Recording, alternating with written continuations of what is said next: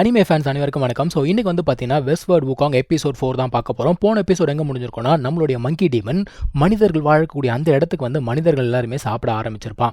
அந்த டைமில் இவனை தடுக்கிறதுக்காக காட்ஸ் எல்லாமே அங்கே வராங்க. அதில் ஒருத்தன் என்ன பண்ணுறான்னா, இந்த மங்கி டீமன் ரொம்ப அட்டகாசம் பண்ணிட்டு இருக்கு, போ உடனே தடுக்கலாம் அப்படிங்கிறான்.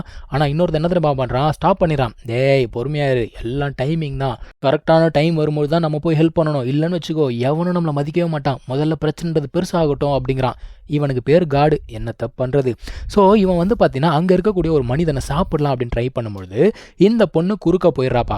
பட் ஆனால் அவன் என்ன பண்ணுறான், இந்த பொண்ணுன்னு தெரியாமல் அவளுமே எடுத்து சாப்பிட்லான்னு ட்ரை பண்ணும்பொழுது இவளுடைய கண்ணீர் துளி ஒன்று அவன் மேலே வந்து படுது.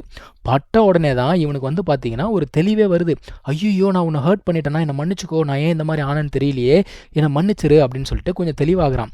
இந்த பொண்ணு என்ன சொல்கிறா, நீ வந்து என் கூட வந்துரு, நீ வந்து என் கிளானோட புது கார்டு தானே, நீ என் கூட வந்துரு, எல்லாத்துக்குமே வழி இருக்கும், நம்ம பார்த்துக்கலாம் அப்படிங்கிறா.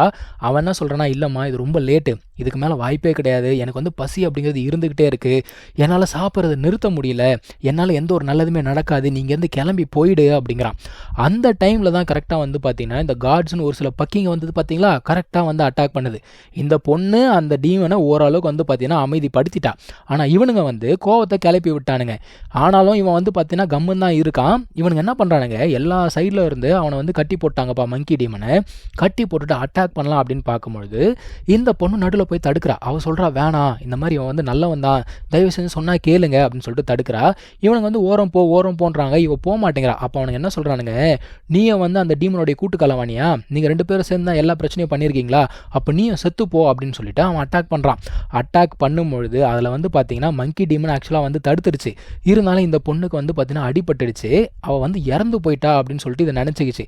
அதனால் பயங்கர கோவம். இந்த கோவத்தில் என்ன பண்ணுறான் அப்படின்னு பார்த்தீங்கன்னா, அங்கே கார்டுன்னு சொல்லிட்டு வந்தானுங்கள்ல, அவனுங்க எல்லாருமே போட்டு பயங்கர அடிங்க. அவனுங்களாம் உயிரோட இருக்கானுங்களா செத்தானுங்களான்னு கூட தெரியாத அளவுக்கு துவம்சம் பண்ணி விட்டாப்புல. ஆனால் இவங்களை அடித்து முடிச்சதுக்கப்புறமா இன்னொருத்தன் அங்கே வரான் கார்டுன்னு சொல்லிட்டு. இவன் வந்து பார்த்தீங்கன்னா மற்றவங்க மாதிரி இல்லை, இன்னும் பயங்கரமாக ஸ்ட்ராங்காக இருக்கான். நம்மால் வந்து பார்த்தீங்கன்னா கோவத்தின் உச்சியிலேயே இருக்கான். அவனா சொல்கிறான், நீ காடாக இருந்தாலும் சரி யாராக இருந்தாலும் சரி, முதல்ல நான் எல்லாருமே சாப்பிட போகிறேன்டா, அதில் ஃபஸ்ட்டு லிஸ்ட்டில் இருக்கிறது நீங்கள் தான் அப்படின்னு சொல்கிறான்.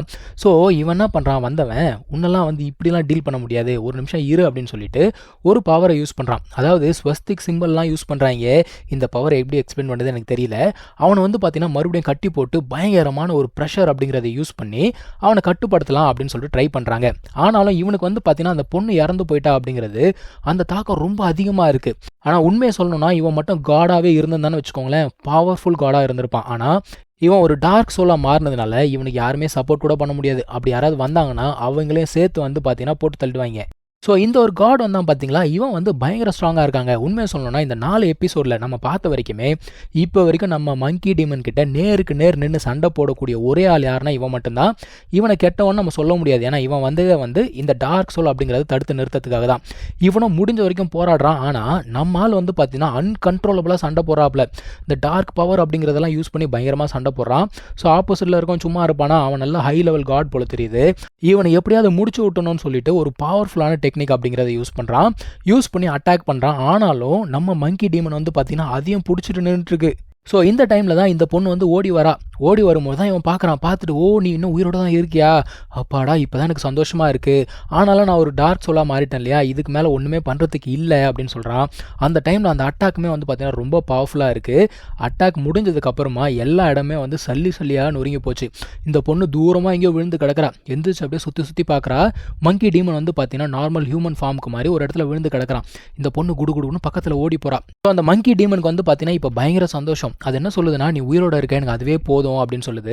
அதுக்கப்புறமா அது என்ன சொல்லுது, எனக்கு இப்போ பாரு பசியே இல்லை, எனக்கு வந்து மீட் சாப்பிடணுன்ற ஆசையே இல்லை, எல்லாமே போயிடுச்சு அப்படின்னு சொல்லிட்டு சொல்கிறான். பார்க்கறதுக்கே உண்மையாக பாவமாக இருக்குது. அதுக்கப்புறம் என்ன சொல்கிறான், நான் வந்து அந்த ஒரு கல்லில் இருந்து தான் பிறந்தேன், நான் பிறந்ததுக்கு காரணம் என்ன தெரியுமா, உன்னுடைய அந்த ப்ரேயர் தான். ஸோ உன்னுடைய ப்ரேயர் அப்படிங்கிறது எனக்கு ஒரு ஃப்ரீடம் அப்படிங்கிறத கொடுத்தது, எனக்கு ஒரு பர்பஸ் அப்படிங்கிறத கொடுத்தது, உன் கூட சேர்ந்து நான் நிறைய அட்வென்ச்சர் அப்படிங்கிறத போனேன், எனக்கு வந்து ரொம்ப சந்தோஷமாக இருக்குது அப்படின்னு சொல்கிறான்.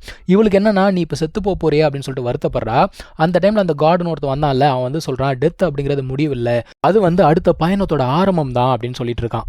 ஸோ இப்போ இந்த மங்கியோட ஸ்பிரிட் வந்து பார்த்தீங்கன்னா கொஞ்சம் கொஞ்சமாக அப்படியே கரைய ஆரம்பிக்குது. இது அப்படியே மறைஞ்சு போச்சு. இந்த பொண்ணுக்குமே வந்து பார்த்தீங்கன்னா பயங்கரமான சோகம். ஆனால் வேறு வழி கிடையாது. இந்த கதையை தான் இவ வந்து பார்த்தீங்கன்னா பசங்களுக்கு சொல்லிக்கிட்டு இருக்கா.